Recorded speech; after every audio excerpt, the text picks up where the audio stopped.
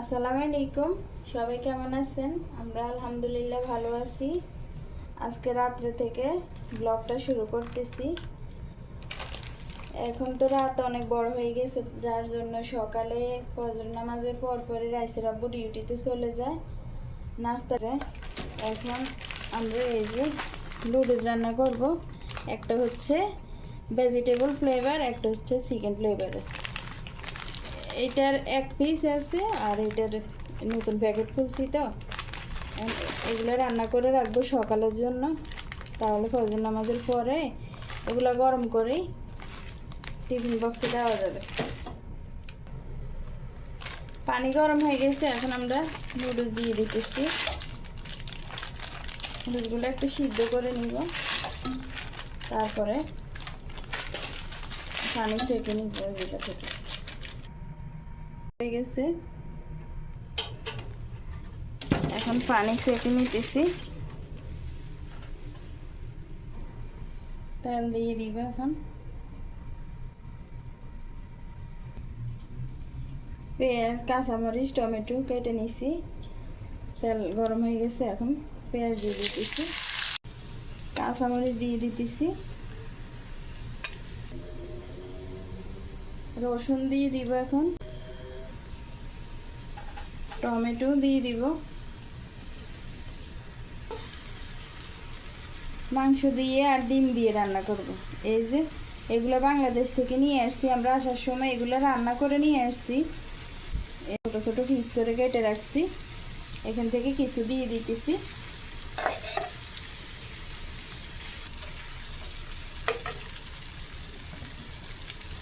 অল্প করে একটু লবণ দিব, কিছু জিরা আর ধনিয়া গুঁড়া দিয়ে দিতেছি, কিছু মাংসের মশলা দিয়ে দিতেছি,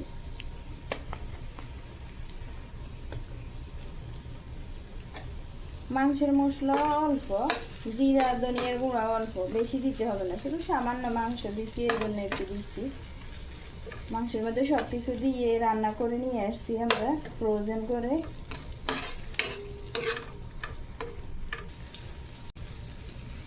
মাংস মশলা সবগুলো ভাজা শেষ, এখন এক পাশে দিয়ে ডিমটা ভেজে নিব।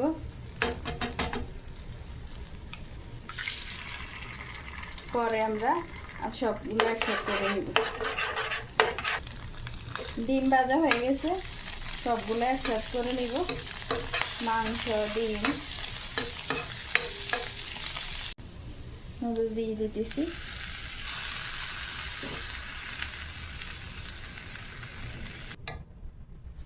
নুডলসের সাথে যে মশলাগুলো দিছে, এখন এগুলো দিয়ে দিতেছি।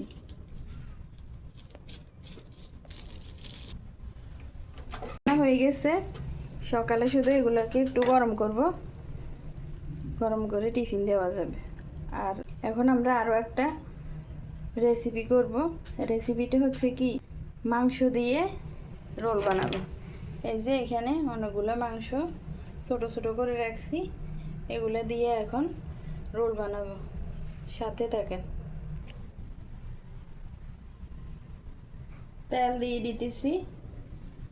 রোলের ভিতরে দেওয়ার জন্য যে পুরটা করব, ওই পুরটা রেডি করে দিতেছি। এখন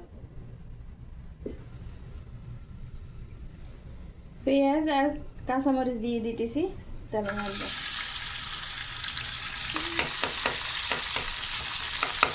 এগুলো একটু ভেজে নিব।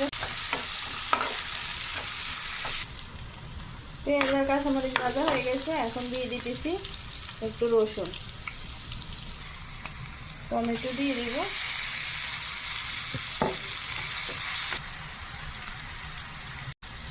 একটু পানি দিয়ে দিতেছি। সব রকমের মশলাগুলো দিয়ে দিতেছি, লবণ, মরিচ, হলুদ, ধনিয়া, জিরা, ধনেটার গুঁড়া, মাংসের মশলা, লং, গোলমরিচ। এগুলো কিছুক্ষণ কষানো হোক, তারপরে বাকিগুলো দিয়ে দিব। মশলা কষানো হয়ে গেছে, এখন এই যে এখান থেকে কিছু মাংস দিয়ে দিব।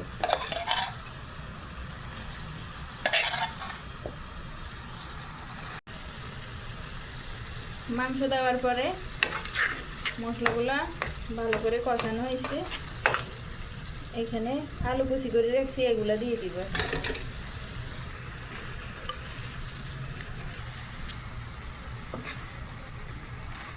সবগুলো একসাথে আর একটু ভাজবো। আলু সিদ্ধ হয়ে যাবে। এই যে মাংস আর আলু দিয়ে পুরো রেডি করা হয়ে গেছে। এই হচ্ছে ফাইনাল লুক। এখন আমরা বাকি আটা করে নিতেছি। আটা নিয়ে নিছি এখানে। এখন আটার পরিমাণে লবণ দিয়ে দেব। লবণ, একটু সয়াবিন তেল দেব,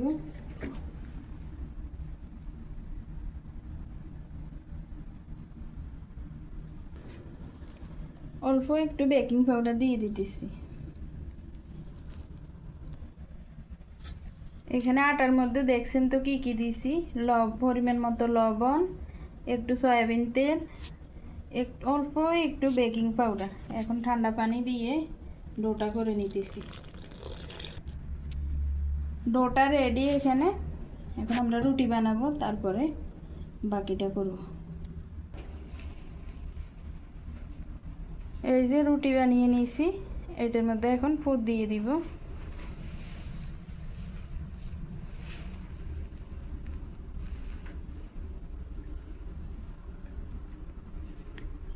এই যে পুর দিয়ে দিতেছি।